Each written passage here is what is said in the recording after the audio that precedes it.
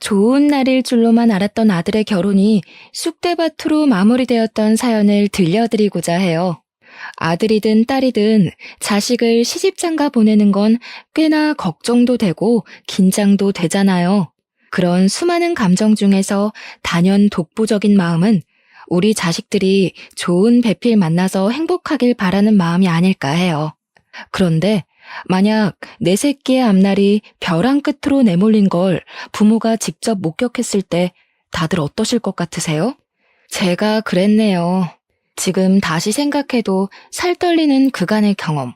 지금부터 들려드릴게요. 저희 집안은 남들 사는 만큼 비슷하게 사는 형편입니다. 저는 남편이랑 함께 김치찌개 사업을 해서 먹고 살 만큼 지내왔어요. 저희 부부 사이에는 자랑스러운 아들도 하나 있었는데 아들은 시키지 않아도 알아서 잘 커서 의사가 되었습니다. 자녀가 결혼 정년기에 접어들면 부모 되는 입장에선 어느 정도 언젠가 내 자식이 배필을 데리고 오겠지 생각하잖아요. 저희 아들이 일한 지 5년 만에 같은 병원에서 일하는 간호조무사와 눈이 맞았는지 둘이서 벌써 결혼을 약속했다고 말해주더라고요. 시간이 되면 소개해준다길래 저희는 일부러 하루만 장사를 일찍 마감하고 아들과 예비 며느리를 만났습니다. 아들이 우리한테 예비 며느리를 소개했을 때만 해도 이미 우리 아들이 예비 며느리에게 푹 빠져 있다는 게 느껴졌어요. 아들이 좋아하는 여자가 생겼다고 말한 적은 그때가 처음이라서 남편이랑 제가 신기해하면서도 한편으론 아쉽기도 했습니다. 그래도 예비 며느리는 아들이 칭찬했던 것처럼 엄청 참하고 똑부러져 보였어요. 어른들이 좋아할 타입 같았고 일을 잘할 것처럼 보이기도 했죠. 게다가 대화를 하다 보니 집안 형편에 대해 좀 알게 되었는데 저희 집과 다르게 어마어마한 부자더라고요. 일단 예비 사돈네가 당시 30억짜리 아파트에 살고 있다고 했습니다. 그걸 듣자 예비 사돈 쪽에서 과연 우리 형편을 만족하실까 걱정이 되더라고요. 어쩌나? 우리는 아가씨네 집안처럼 그렇게 잘 살진 못하는데 아가씨 말 들어보니까 부모님이 꽤 부자인 것 같네요. 우리가 그쪽 형편에 맞게 혼수를 맞춰줄 수 있을지 모르겠어요. 부담 갖지 마세요, 어머님. 저희 부모님 정말 쿨하신 분이거든요. 그리고 제가 괜찮다고 하면 별도 따다 주실 분들이라 걱정 안 하셔도 돼요. 부담이 안 될 수가 있겠나요? 사랑은 둘이 하는 거라지만 결혼은 결국 집안 문제나 다름없는 거거든요. 집안 형편이 과하게 차이 나면 분명 어딘가 문제가 생기기 마련이란 걸 보고 들은 게 많아서 걱정되었어요. 그래도 둘이 너무 좋다니까 저랑 남편이 딱히 거절하진 못했습니다. 아들을 실망시키기 싫었어요. 부모가 되어서 어쩌면 아들에게 해줄 수 있는 마지막 지원일지도 모르는데 마지막까지 아들이 원하는 삶을 선택해서 살 수 있도록 돕고 싶었습니다. 그렇게 아들의 결혼 준비는 쭉쭉 진행이 되었어요. 상견례 날짜는 꽤 빠르게 잡혔습니다. 남편이랑 저는 아들이 해준 옷을 입고 최대한 단정한 차림으로 상견례에 참석을 했어요. 상견례 위치는 예비 사돈네가 먼 길을 못 오는 사정이라고 해서 밑지방에 사는 저희가 윗지방으로 올라가는 걸로 합의봤죠. 그렇게 도착한 상견례장에서 저랑 남편은 경악을 금치 못했어요. 장소는 깔끔한 횟집이었는데 예비 사부인 옷차림은 그에 맞지 않는 화려한 차림이더라고요. 상견례에서 정답인 복장은 없다고 하지만 레깅스에 미니스커트에 뾰족 구두는 좀 아니지 않나요? 아무리 그래도 자기 딸인 예비 신부보다 튀는 옷이 말인가요? 바깥사도는 나름 멀쩡한 차림이었는데 저러고 나온 사부인을 말리지 않은 것 보면 바깥사돈도 생각의 관점이 일반적이진 않은 것 같았습니다. 물론 제가 보수적인 편이라 그렇게 봤을 수도 있겠죠. 남들은 어떻게 생각할지 모르겠지만 일단 제 눈에는 사부인 행색이 너무 이상했어요. 처음부터 좀 많이 놀라서 표정 관리가 잘 안 되었습니다. 남사스러워서 저희 남편도 사부인을 잘 못 쳐다봤어요. 사돈 쪽에서 먼저 인사를 건네길래 저희도 그제야 웃음을 걸치고 악수를 받아주었네요. 그나마 다행이었던 건 두 분 성격이었습니다. 두 분 다 성격이 그리 모난 것 같지 않더라고요. 특히 사부인은 사근사근 잘도 웃었는데요. 친화력도 장난이 아니라서 삭막한 테이블 분위기를 금세 띄워주더라고요. 우리 사위들 총각이 인물이 참 좋더라고요. 누굴 닮았나 했더니 박가사돈이랑 정말 판박이네요. 제가 관상을 좀 잘 봐요. 박가사돈 보니까 젊은 시절에 여자 꽤나 울리셨겠는데요.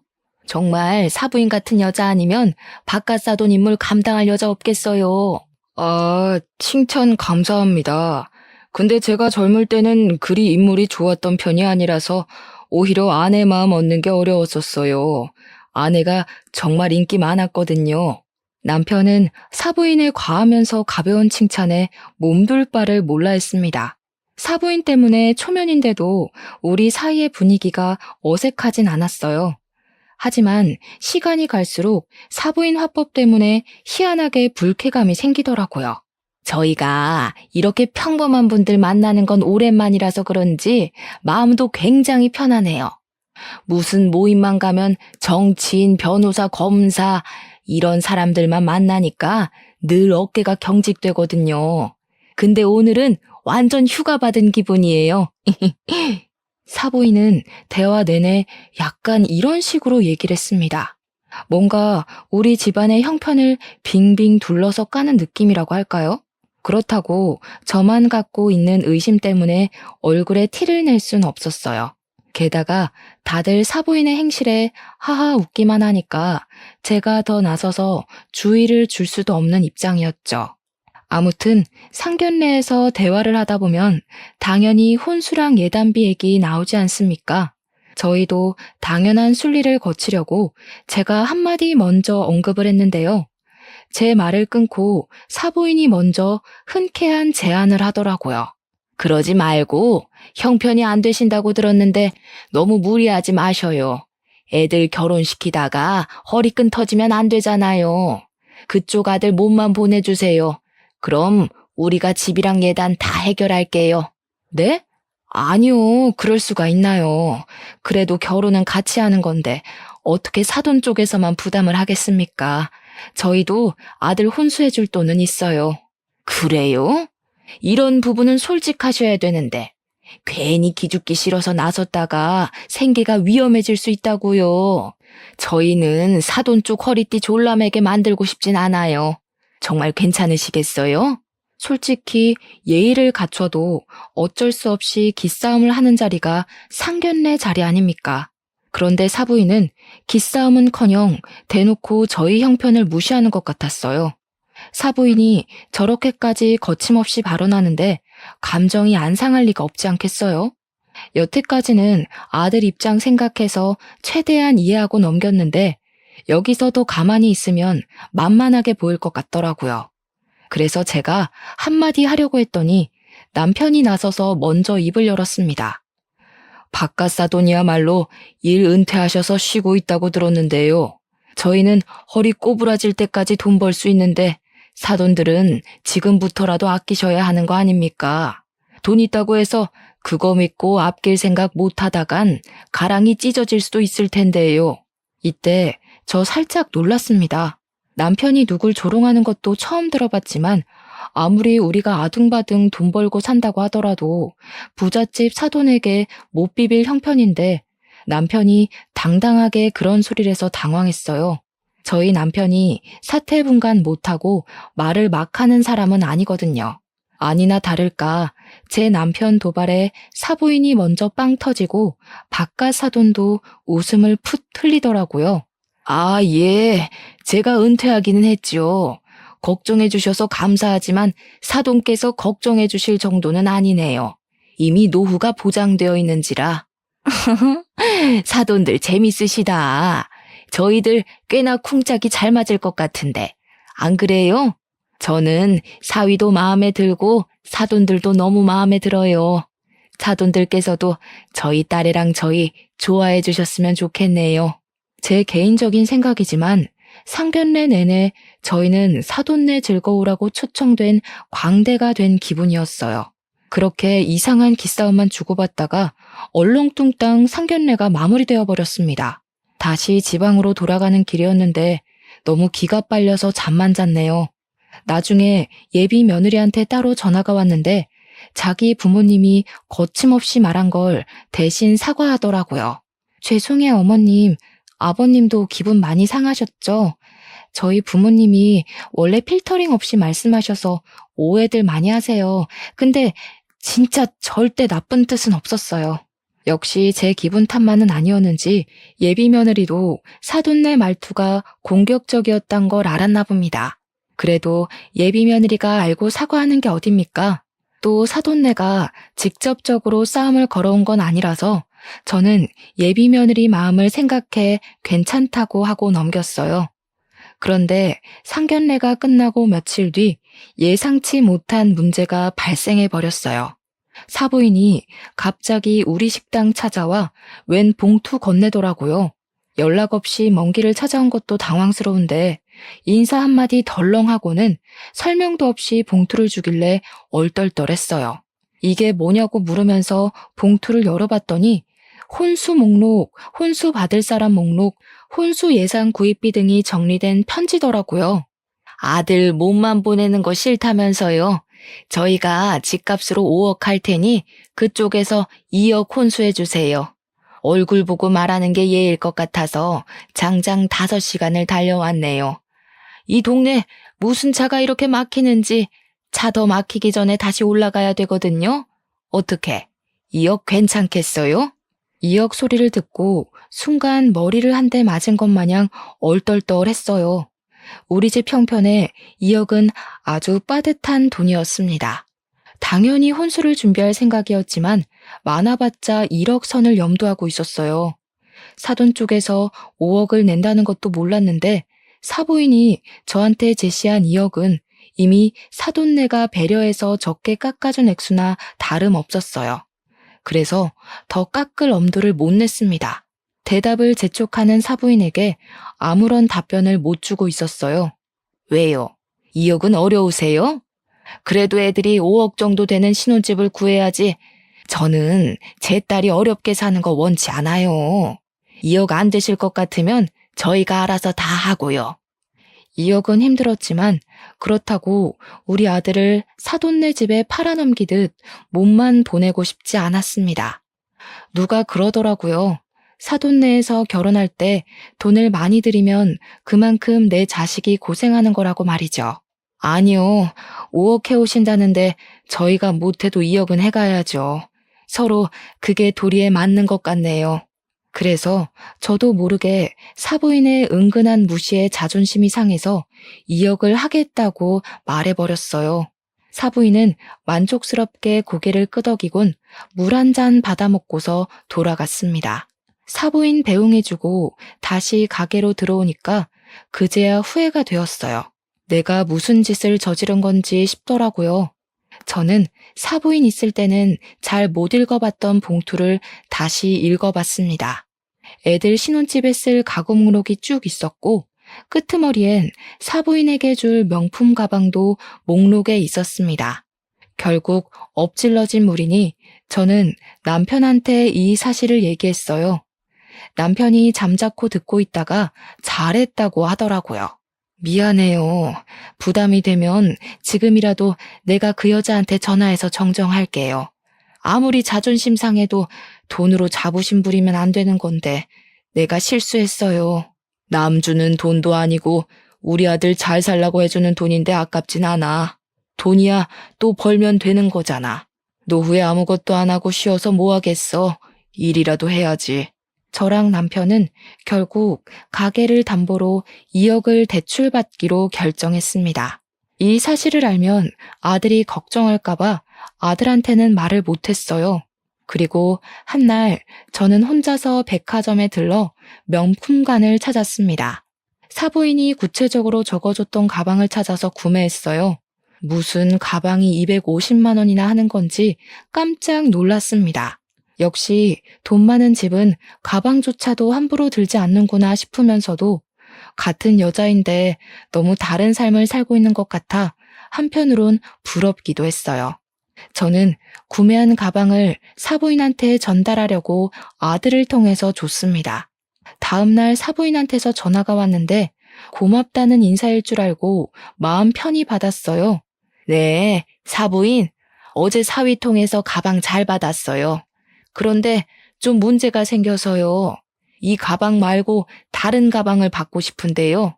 예상치 못했던 반응이라서 저는 전화를 받고도 네네? 거리기만 했습니다. 아니, 제 친구들이 하도 성화를 부리더라고요. 하나이는 귀한 딸 보내면서 고작 250만 원짜리 가방 받냐고요. 저 모임 가서 얘기했다가 바보 됐잖아요. 제가 문자로 링크 보내놨으니까 그 가방으로 좀 부탁해요. 이 가방은 사위 통해서 다시 돌려드릴게요. 사부인은 친구 말을 듣고 더 비싼 브랜드의 가방으로 의견을 바꾸었습니다. 사부인이 다시 보내준 다른 가방은 무려 500만 원짜리였어요. 똥개 훈련시키는 것도 아니고 이랬다 저랬다 하는 사부인의 태도가 또 무례하게 느껴져서 화가 났지만 이걸 뭐라고 할 수도 없었던 게 사돈내에서 5억을 해온다고 한 이유도 있었고 또 사부인이 2억 혼수비에 맞춰서 요구하고 있는 거라 따지지도 못했어요. 결국 저는 가방을 바꿔주었습니다. 환불하고 다른 가방 다시 사는 건 아들이 직접 해줬어요. 근데 그것 때문에 아들이 뭔가를 눈치챈 건지 저한테 따로 찾아와서 묻더라고요. 엄마, 혹시 처가 쪽 때문에 곤란한 일 있어? 나한테 숨기는 거 있어 보여서 갈수록 엄마 표정이 안 좋아 보여. 혼수비 때문에 그러는 거야? 2억 한다고 들었는데 돈이 어디서 나서 그렇게 큰 돈을 하겠다고 했어? 어? 아들이 걱정할 문제 아니야. 아들 결혼한다고 하니까 가끔씩 아쉬워서 그런 거지 뭐. 사돈네랑 아무 문제 없으니까 걱정 말고 결혼 준비에만 신경 써. 아들한테는 도무지 고민을 털어놓을 수가 없었어요. 어차피 저희가 혼수로 2억을 해주기로 했고 사부인은 2억 선 안에서 물건을 요구하는 거니까 요구를 할 수도 없는 노릇이었죠. 그런데 말입니다. 제가 잘 몰라서 그러는데요. 원래 애들 결혼 준비시킬 때 사돈끼리 마주하는 경우가 많나요?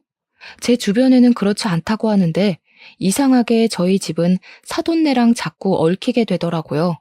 사돈네가 귀한 딸 보내는 게 많이 아까운 건지 또 한 번 먼 길을 찾아온 적이 있었어요. 그날은 정말 해도 해도 너무한 얘기를 들었는데요. 어느 날 갑자기 우리 식당을 또 찾아온 사부인이 자기 딸 꾸민비 안 주냐고 하는 겁니다. 저 당시 꾸민비가 뭔지 몰랐거든요. 그날 사부인이 얘기하는 거 듣고 처음 알았습니다. 어머, 신부한테 꾸민비는 당연히 줘야죠. 저희가 5억이나 해주니까 그쪽에서 1억은 더 얹어주세요. 우리 딸도 명색에 시집 가는 건데 시부모한테 예쁨 받는다고 자랑할 수 있어야죠. 다른 며느리들 다 받는 꾸민비 우리 애만 안 받으면 체면이 서겠어요? 꾸민비가 사돈네 자식에게 사고 싶은 거 사입고 치장하라고 주는 돈이라고 하대요. 근데 그건 신부만 받을 수 있는 게 아니고 신랑도 받을 수 있는 거더라고요. 그깟 꾸민비 때문에 1억을 더해달라는 사부인 말에 저는 소신껏 얘기를 하였습니다. 죄송하네요. 그만한 돈을 해줄 여력도 안 되고 더 대출받지도 못해서 꾸민비는 어려울 것 같아요. 그냥 서로 안 해주는 걸로 퉁치죠? 역시 돈줄 달리는 게 이렇게 금방 눈에 보여서 아쉽네요. 이래서 제가 딸한테 수준 차이 나는 사돈은 질색이라고 얘기를 했었거든요.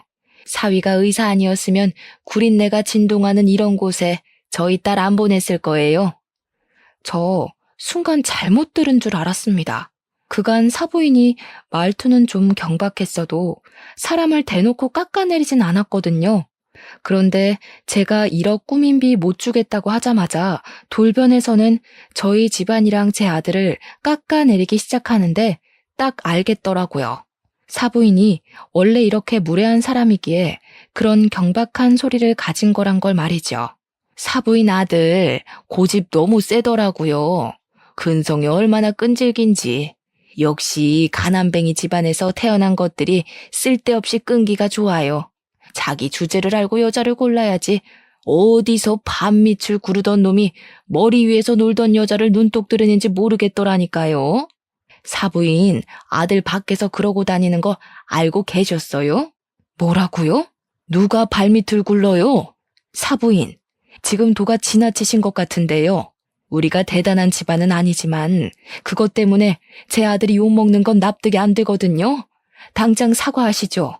어머나, 사과는 그쪽에서 하셔야죠. 제가 그쪽 아들 떼어내느라 2년이나 고생했는데. 근데 이놈이 어떻게 제 딸을 깨어냈는지 아주 거머리처럼 딱 붙어서는 절대 안 떨어지대요. 대체 아들 교육 어떻게 시킨 거예요? 지 분수 생각 안 하고 좋아하는 여자만 있으면 무조건 들러붙으라고 가르치셨어요? 알고 보니 사부인이 장장 2년간 제 아들을 반대했다는 사실을 알았어요. 사부인은 그간 제 아들에게 문자로 여러 번 예비 며느리를 만나지 말라고 모욕을 준 듯 했습니다. 자기 딸 발목 잡지 마라, 가난뱅이 사위 관심 없다, 우리 딸 집안 보고 만나는 제비새끼랑 다를 게 뭐냐 등등 말이죠. 그걸 굳이 제 앞에서 다시 읊어주는 사부인 덕분에 제 아들이 사부인에게 어떤 취급을 당해왔는지 모조리 알 수 있었습니다. 그럼에도 아들이랑 예비 며느리가 서로 너무 좋아해서 버티고 버텼던 것 같았어요. 게다가 아들은 저랑 남편이 상처받을까봐 일부러 말하지 않은 것 같았고요. 다른 건 다 참겠는데 사부인이 제 아들에게 끔찍한 모욕을 줬다는 사실은 참을 수가 없었습니다.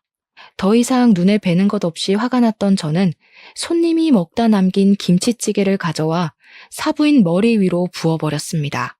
사부인이 비명을 악 지르자 남편이 튀어나왔고 타이밍 좋게 아들이랑 예비 며느리까지 등장했어요.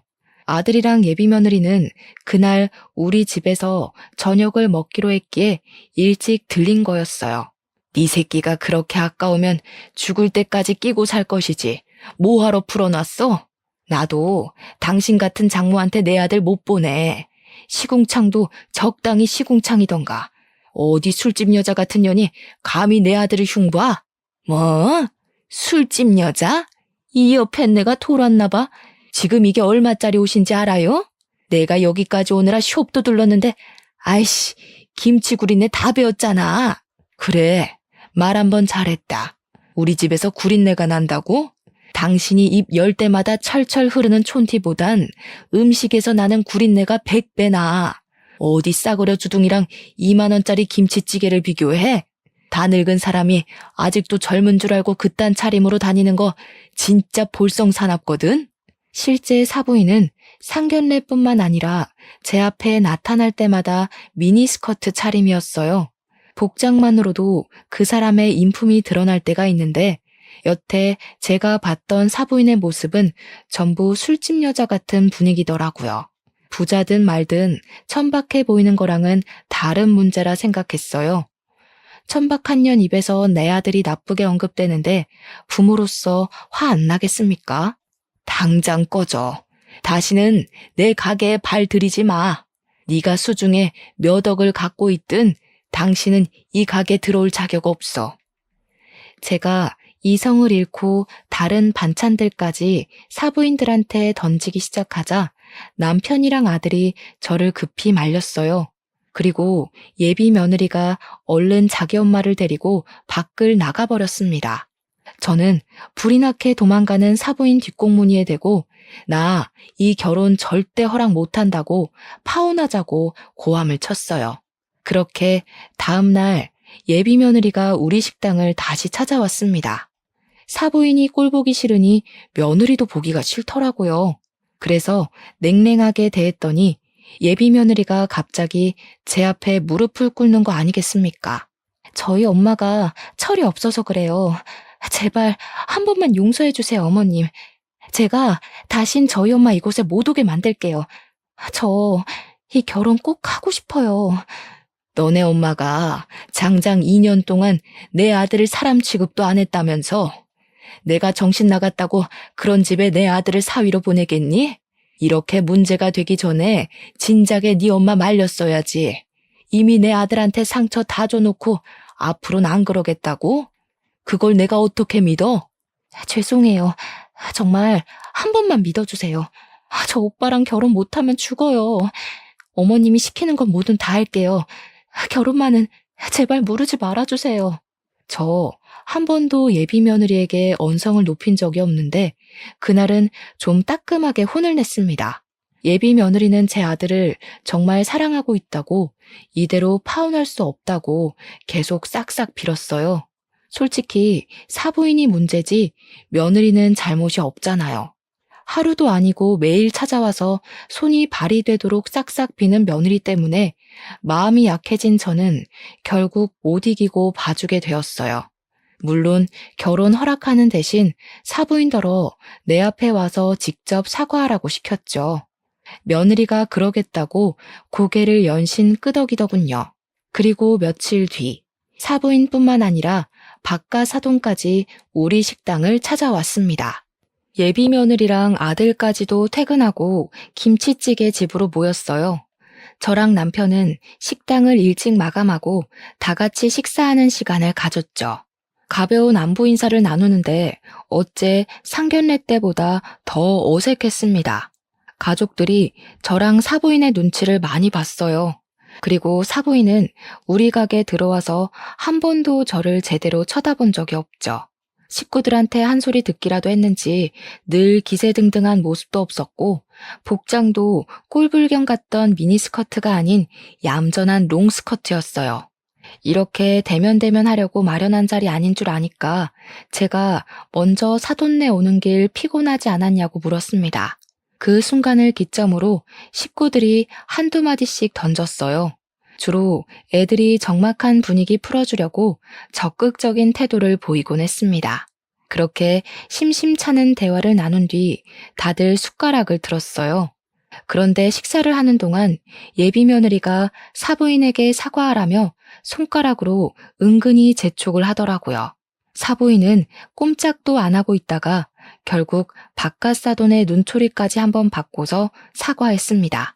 미안합니다, 사부인. 제가 생각이 짧아서 실언을 했어요. 정말 미안해요. 우리 문제 때문에 애들 앞날을 방해할 순 없잖아요. 그건 같은 부모로서 이해할 거라고 생각해요. 다신 제가 실언하는 일 없을 거예요. 한 번만 너그럽게 봐주세요. 사부인은 식사 자리에서 진심으로 고개를 숙였습니다.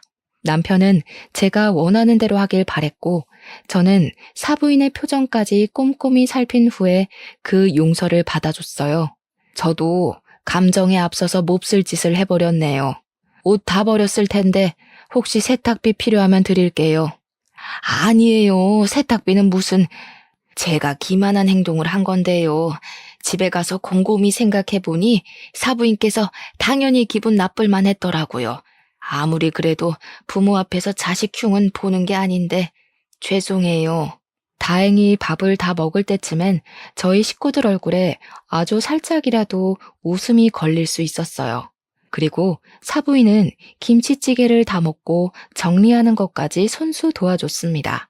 그래서 어떻게 저떻게 잘 풀어서 헤어질 수 있었죠.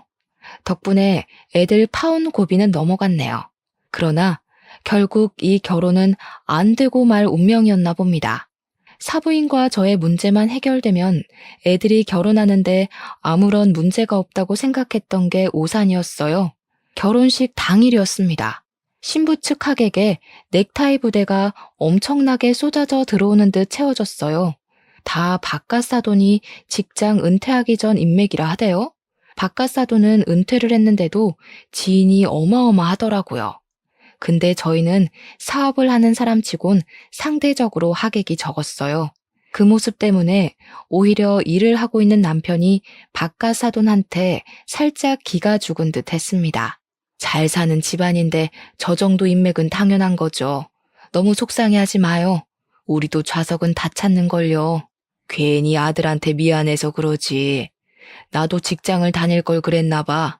끝까지 아들한테 든든한 아빠가 돼주고 싶었는데 좀 아쉽네. 남편은 한참 인사 오는 신부 측을 힐끔 보더니 끝내 자리를 지키지 못하고 잠깐 화장실 다녀온다며 자리를 비웠습니다. 아들도 남편의 처진 어깨를 보곤 괜히 마음에 걸려서 걱정했지만 하객들 때문에 인사한다고 자리를 뜨진 못했어요. 그렇게 한 10분 지났을 겁니다. 아들이 신부 한번 보고 오겠다고 자리를 떴고 저는 혼주석을 안내받아 그곳에 가서 앉았어요. 그런데 저 말고는 혼주석이 전부 공석이더라고요. 아직 시간이 좀 남았으니 그렇겠지 생각했는데 시간이 촉박해져 와도 혼주석엔 여전히 저만 있었습니다. 무슨 일이 있나 싶어서 직원들에게 물어보려고 손짓을 하는데 직원들이 갑자기 분주하게 움직이면서 어디론가 뛰어가는 겁니다. 그리고 금세 산만해진 하객 측에서는 싸운다! 라고 웅성대는 소리가 나기 시작했어요. 싸운다는 말에 놀라서 저도 뛰어나갔습니다. 신부 대기실 앞이 엄청 복잡하더라고요. 저는 그런 인파를 뚫고 들어갔다가 충격적인 장면을 보았어요.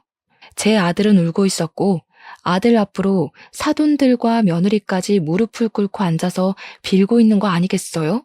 남편은 어딜 간 건지 보이지 않았습니다. 그 장면을 보고 안 놀랄 사람 어디 있겠습니까? 정말 깜짝 놀라서 급히 아들 곁으로 갔더니 사부인이 아들 다리를 붙잡으며 살려달라고 하는 걸 들었어요. 제가 나타나자 사부인이 갑자기 제 다리를 잡으며 넙죽 엎드리더라고요. 사부인, 다 우리 잘못이니까 제발 이 결혼은 취소하지 말아줘요. 저희가 다 잘못했어요. 평생 사돈 내 빚 갚으면서 살게요. 제발 우리 딸 인생만 안 망치게 해주세요. 무슨 소린지 몰라서 저는 그저 멀뚱히 서 있기만 했습니다. 그러자 아들이 제게 종이 사진을 보여주더라고요. 그 사진 안에는 죄수복을 입고 있는 사부인과 유흥업소 사장 일을 하고 있는 바깥 사돈의 모습이 담겨 있었어요. 말도 안 되는 사진을 보면서 이게 어떻게 된 거냐고 아들한테 물었더니 사부인이 원래 업소녀인데 손님에게 사기쳐서 돈 타먹는 걸로 모자라 같은 업소녀들에게도 사기를 쳐서 깜빵을 다녀온 전적이 있다대요. 사부인 때문에 사업장 망해서 빚쟁이가 된 사장은 사부인이 출소할 때까지 기다렸다가 목숨까지 위협하면서 사부인한테 돈 갚으라 협박을 했대요. 근데 사부인은 죗값 치르고 왔는데도 정신 못 차리고 또 사기칠 계획을 했다는 겁니다.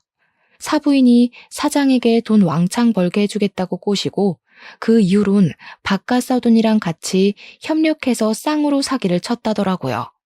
그렇게 세트로 살아오는 동안에 생긴 아이가 바로 예비 며느리라고 하더군요. 당시 생각지도 못한 아이가 생기자 사돈들은 아이를 버릴까 하다가 아이까지 사기에 이용하기로 했고 며느리는 자라면서 다양한 용도로 부부 사기단의 도구로 사용되었다는 겁니다. 며느리가 성인이 되고 나서는 사위될 사람을 건져서 돈을 빼먹으려고 했다네요. 그 사위로 두 번째 지목된 남자가 바로 우리 아들이었어요. 우리 아들이 그 미끼에 걸려든 거였죠.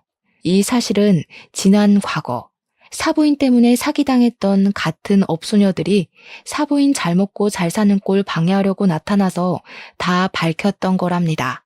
그러니까 여태 사돈네가 저희 앞에서 떵떵거리고 비웃었던 모든 모습들이 거짓이라는 거예요.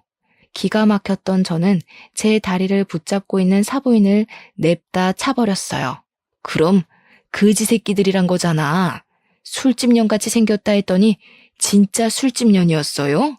가진 것도 없으면서 어떻게 그런 배짱을 가질 수가 있어요? 우리 집 돈 훔쳐간 걸로 모자라 우리 시간도 진심도 다 기만하신 거네요. 잘 됐네. 이번엔 초범이 아니라서 깜빵밥 길게 먹을 수 있겠어요. 아니에요, 사부인. 저희 이번 결혼하면 나쁜 짓 다 청산하기로 했다고요. 모르는 사람들 말 믿지 말고 저희 말을 믿어주셔야죠.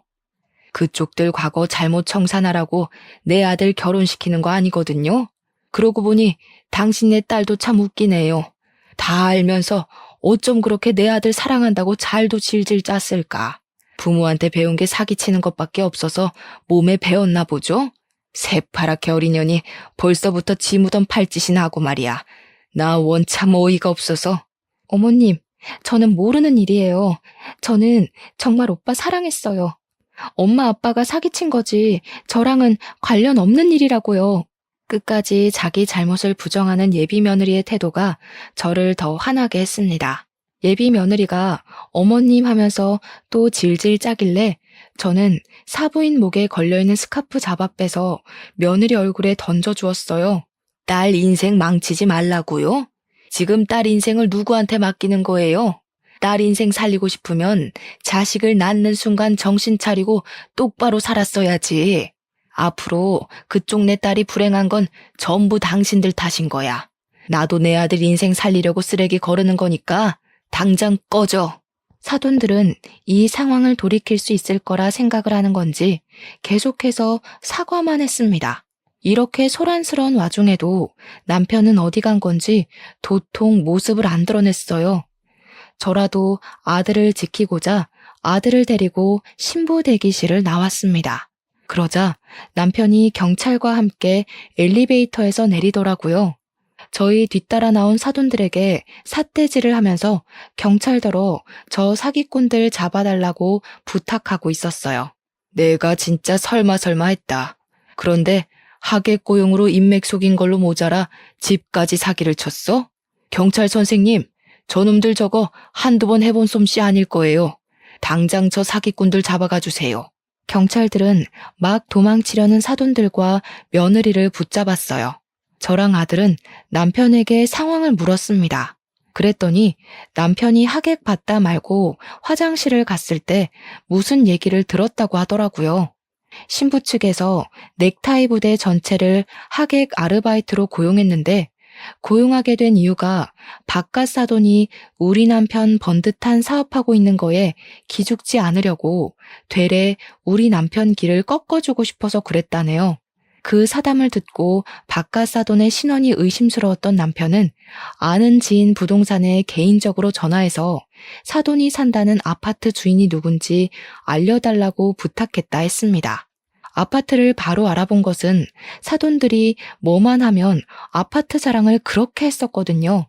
그 아파트가 워낙 유명해서 사돈네 동네에선 그 아파트 이름 대면 부자라는 게 증명이 되는 셈이라더라고요.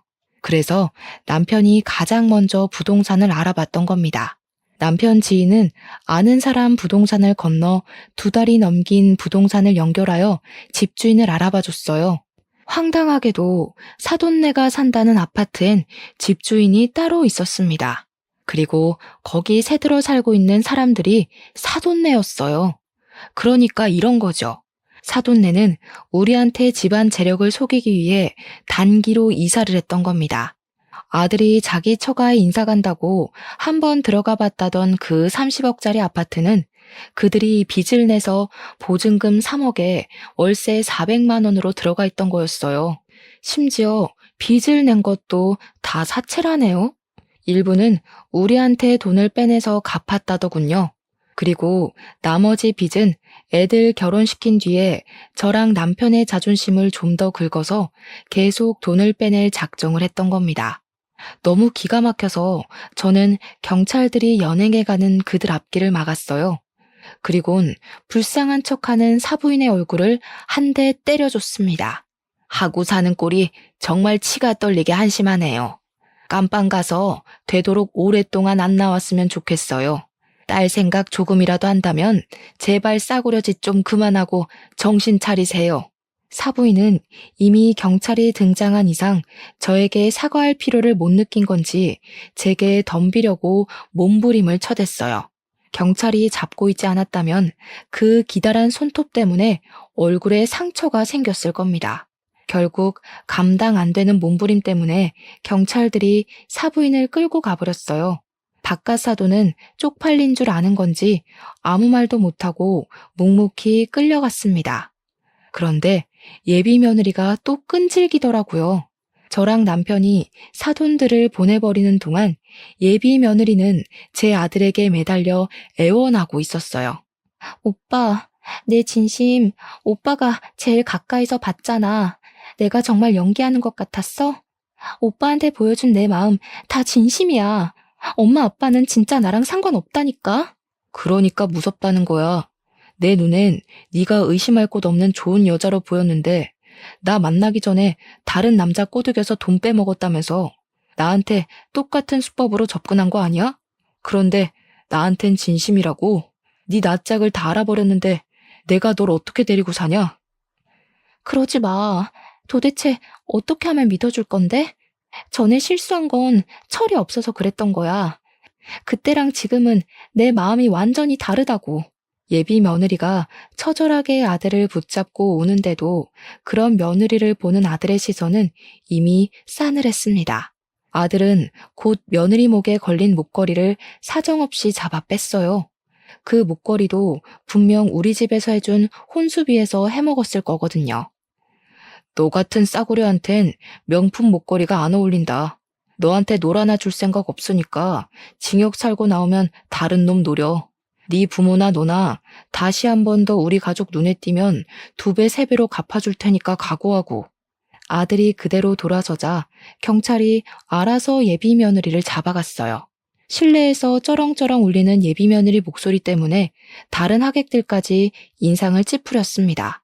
그렇게 잡혀간 그 사람들은 전적까지 곱빼기로 쳐서 사귀제 형벌을 받게 되었어요. 부디 그 안에서 오래오래 살길 바랄 뿐입니다. 저희는 일상을 회복했어요. 물론 겉으로는 그렇죠.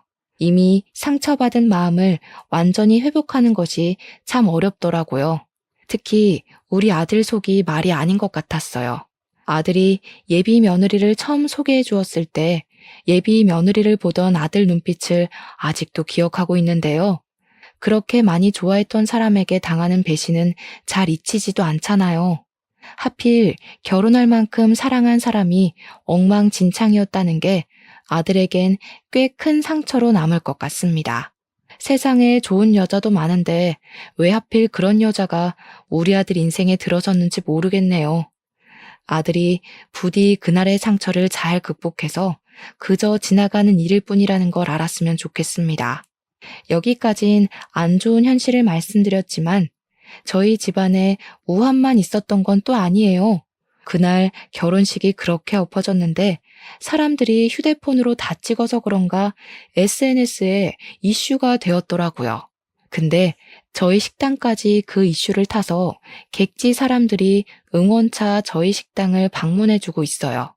저랑 남편 김치찌개 사업하면서 이렇게 눈코 뜰 새 없이 바쁘게 장사해본 거 처음입니다.